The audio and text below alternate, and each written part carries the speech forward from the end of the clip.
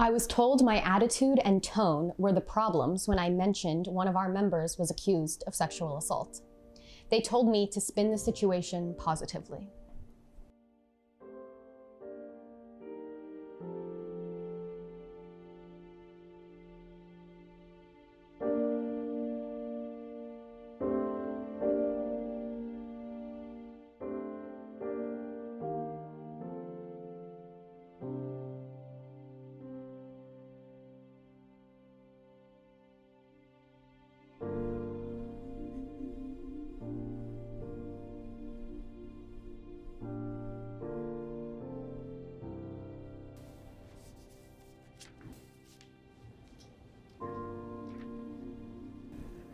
I was in a sorority at UofT and was assaulted by a man at a frat. I was told I had to keep my mouth shut about it and that things need to be handled internally or else it would be a PR problem and I may damage my sorority's relationship with that frat. They were more concerned about their image than helping me or what happened to me. I ended up reporting it because it felt like my own sorority would be against me. As for the frat, I know they continue assaulting people and nothing happened. The culture is sickening. My first experience going to a frat, when we were lined up to go into a frat, can't remember which one, but I think it was on the same street as Maddie. A group of groups came out of the frat saying that girls were getting groped in there. So my friends and I, all girls, turned around and went to a different frat house down the street. Another occasion, I tried going to a frat, and outside of the frat on the sidewalk was a girl laying on the ground, and people were just standing around her saying she was drugged, and they had to bring her to the hospital. Just in general, whenever I've been to a frat, guys are always trying to get with girls, just grabbing their butts, offering their drinks to the girls, which could be drugged for all I know, or just slipping up behind a girl and grinding on them. It's all just creepy and gross.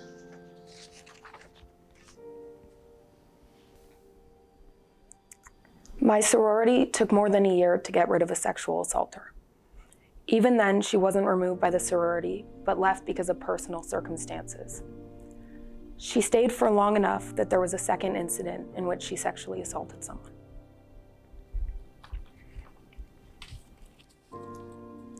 They offered free alcohol to us. The guy was trying to persuade us that I should drink so much and so easy because I'm from Colombia, where people do cocaine and stuff because of Narcos and Pablo Escobar, immediately alluding to a super harmful stereotype for my country. My friends and I have been roofied at parties before. We take the drinks for free, think we're lucky to not have to pay for anything, then realize that we're the commodity. Felt lucky when I got invited to a closed party when drinks were sealed. I know so many people, young people, like minors, some of them, that were drugged by Deke this year and Lambda last year. Somehow they just get away with it. The other frats and sororities don't do or say anything. Everyone is complicit. When I expressed that I was ashamed to be associated with an organization whose leadership was protecting a person accused of sexual assault, I was told my options were to lie about my feelings or be banned from events. Just like really weird, this was DKE and there were a couple of really unnerving practices. Non-members weren't allowed upstairs. I went up to pee because that's the only bathroom, but the only thing up there in the girls' members only area was a guy in his late 40s hitting on college girls while they went to pee. A man clearly in his 30s with graying hair was allowed to hang out in the stairwell and hit on every girl that walked by. He lied about his age, said he was 21.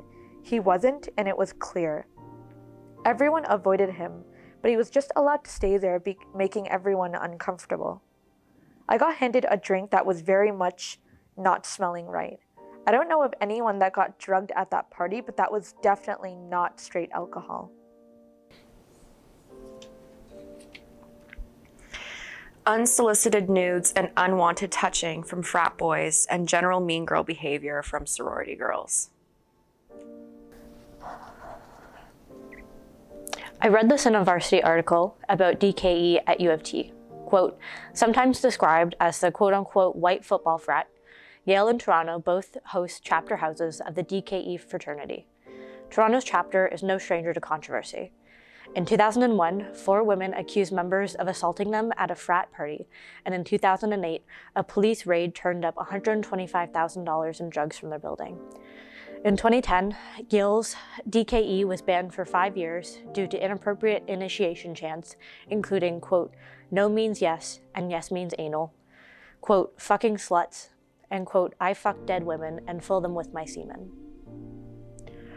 I think the line from that article that sums it up the best is, "The legacy of privilege and power carried by fraternities continues to haunt academic institutions, including Yale and UofT. Rich boys like Kavanaugh grow into men, and often into positions of incredible influence and privilege. Fraternities help them get there."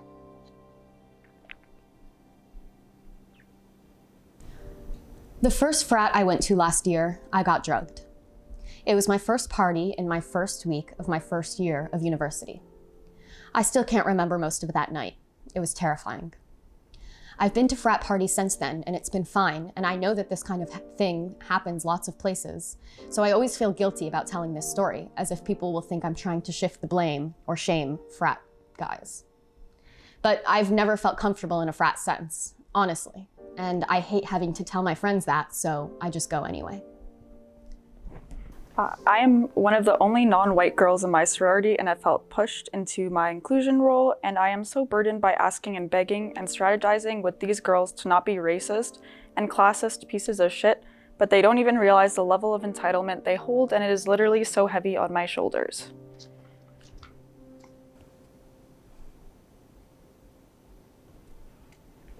I was told by my white advisor that I was lucky to be president of my chapter since I was a person of color, because that just doesn't happen to people who look like me. When I expressed to our superior how this type of comment is derogatory, I was told I needed to be more understanding of how my advisor's background shaped this beliefs. Oh, the irony. I once went to a frat party with a group of friends. One of us got quite drunk, so I was keeping an eye on her as I do not drink. We all were dancing in a circle in a corner, so she was exposed to the room. Eventually, a guy came up and started dancing with her, aka feeling her up. She looked terrified, and I could tell she had no idea what to do. I quickly pulled her away and received a glare from the guy. A few minutes later, we were still dancing, and another guy came up to chat with her. At first, they were genuinely talking, which soon became dancing, and then she was being sexually assaulted again. Often, drinks for girls were free and consisted of harder alcohol, example, jungle juice, whereas boys would have to pay and would often just get beer. This was most likely to get the girls drunker faster. One of my male friends wanted to get a different drink but was told, "Come on and get a beer, be a man." The toxic masculinity, misogyny, and subtle yet targeted assault they had going on was absolutely horrendous. At one frat party, this was during Halloween weekend in 2021, one guy would not stop bothering me. We were outside and I was with one of my friends who was very intoxicated.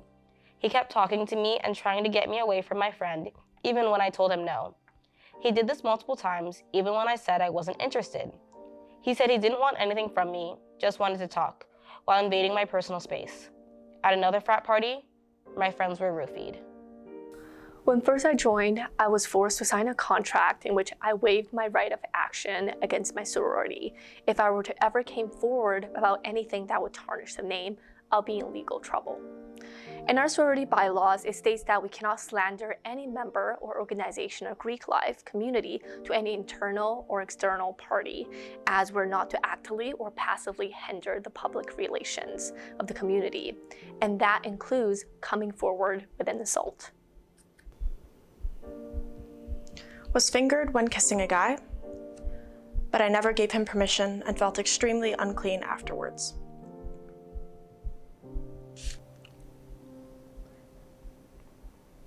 My friends and I went out to a frat for a Friday night. We were a group of 6 first-year girls waiting in the large line of people when one of the frat guys came over and brought our group to the front because we were, quote, all girls. When we got inside, they told us that shots were free, so we each took one. We were there for less than 3 minutes when I thought I overheard 2 of the guys saying that the drinks were, quote, girls only because of the drugs. After that, We noticed a guy trying to get a shot and being turned down, so our group found each other and left. Afterwards was disorienting, but we each only had one shot.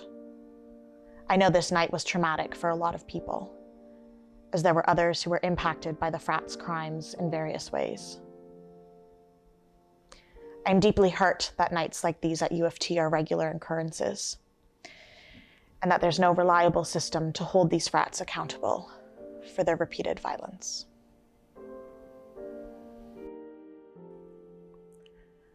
The only frat party I ever went to was a Halloween event. I don't remember which frat, it was near St. George Station. Immediately, some older man came and started grinding on me, a 16-year-old without asking or consent. He kept trying to get me to face him, but I was too scared. When I went in the basement, a young girl passed out with her skirt pulled up. A large group of men were crowding her, and some were taking photos. I managed to get her and me out. It was terrifying, and no one did anything.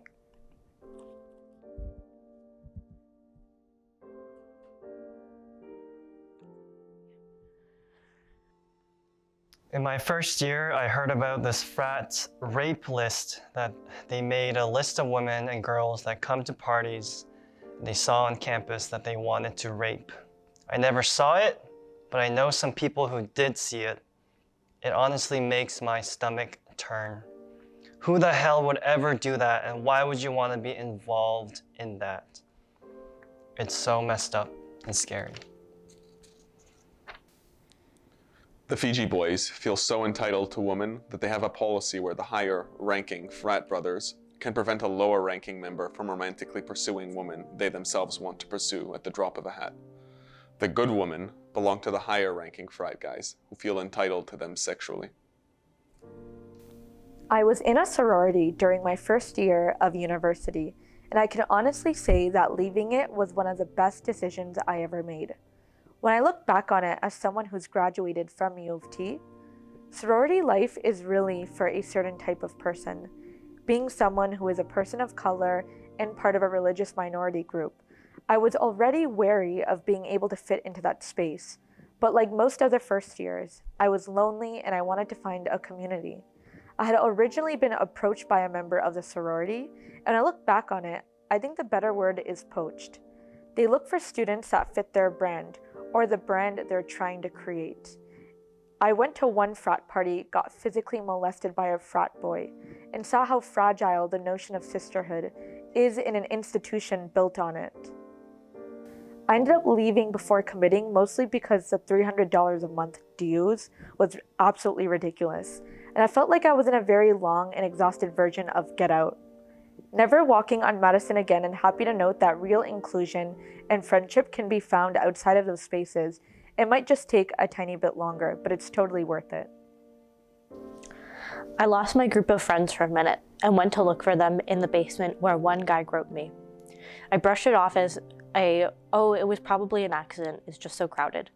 Someone saw that I was looking lost and he came up to me. He asked me what my name was, and as I was saying it, he started kissing me. I kind of just froze there and didn't really know what to do, but I ran away as soon as I could and left the frat.